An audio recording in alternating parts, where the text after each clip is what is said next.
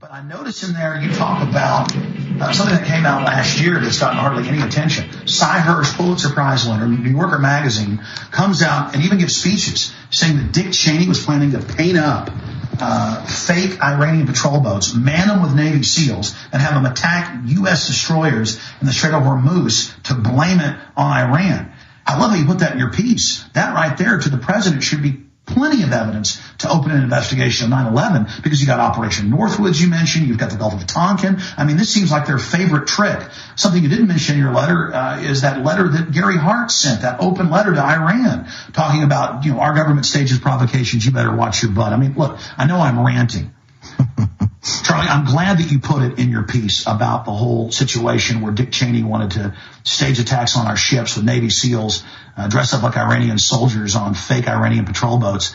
I mean, isn't that enough evidence right there to open a new investigation of 9/11? Not even mentioning Gulf of Tonkin or Northwoods? One would hope so, Alex. One would like to believe such would be the case. However, as I say to the president in my letter, Mr. President, I really wish I was making this stuff up. I'd sleep a lot better at night if I were. Charlie, we're just a few hours into your letter being published, and already a lot of media is asking the question, is Charlie Sheen serious? Does he really want a meeting with the president? You told me on the phone earlier, and you told me earlier before we were on air, that yes, indeed, you do want an interview. Absolutely. Absolutely. I would not have constructed this document if that was not my ultimate goal.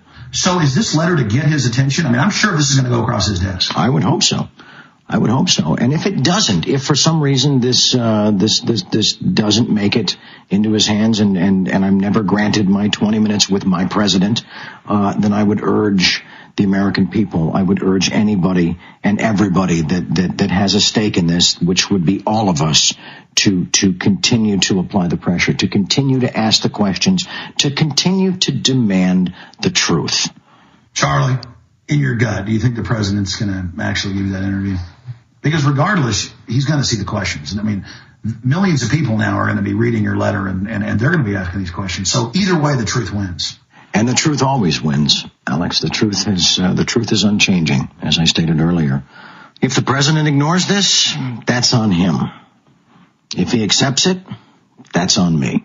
Charlie, your letter to the president closes by you saying to him, make sure you're on the right side of history. What did you mean by that?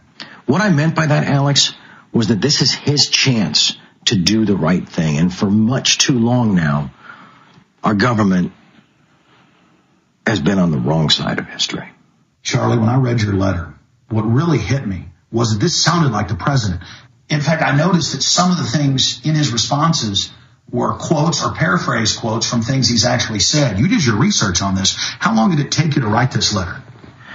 Yes, I did do my research and I did take my time. It was, there were some very long nights and some very long days, probably over a 2-week period. But let's face it, Alex, these people, at the end of the day, they're in show business. I'm in show business. So, these people read from scripts. I read from scripts. So it's not too far-fetched for me to grasp the nature and the style in which they communicate. Speaking of reading off scripts, Obama won't give a speech unless he's reading off those teleprompters. And more often than not, it seems like he does the opposite of what he says he's going to do. And I noticed in your letter, you're a little bit rough on him when it comes to some of his police state activities. Were you shocked as an Obama supporter to see him go back on so many of his promises? Was I shocked? Yes. Was I disappointed? Absolutely. Was I surprised? Certainly not. This is the political age that we live in, but we have to break out of that mold. We have to reject this. We have to stop accepting the fact that's just what they do. They just lie to us. No, because look at the history of it. Ultimately, it just leads to bigger and more damaging lies down the road. Well, Mr. All right, folks, we're going to come back at the last 3 minutes of the interview with Charlie Sheen, the taped interview. He was on live with us in the first hour. We'll be back live Friday with bigger, more important developments. Well, Mr. Sheen, I want to commend you for your courage. I want to thank you for doing this interview. I want to thank you for writing that letter to the president, because our country, our society, our world has no future unless people start getting involved and getting informed. And you've just done an incredible amount of research, going through your letter with all the hyperlinks to official government documents and mainstream media. This stuff really is hidden in plain view. And tens of millions more people are now going to find out the truth about 9/11 because of what you've done. So I just want to thank you for spending time with us today and what you've done. Well, thank you for having me, Alex. And I'd just like to say in closing that I not only encourage people to read my letter, but I challenge them to read it, and I challenge them to do their own research, to cross-check their facts. I challenge them to ask the hard questions and wake people up, and I challenge them to demand the truth. The ball is in the American people's court. I mean, you put it into Obama's court, giving him a chance to do the right thing. But regardless, as you said earlier, we've done the right thing, just asking these questions. It's your right. It's your duty. It is the epitome of patriotism to love your country, but to question your government. And with the history we've seen of them lying constantly and being caught lying, and the WMDs and all of it, all I can say is thank God for people like you that have courage, because in serious times like this, we need good men and women. As Thomas Jefferson said it best, all that evil men and tyrants need to flourish is that good men and women do nothing.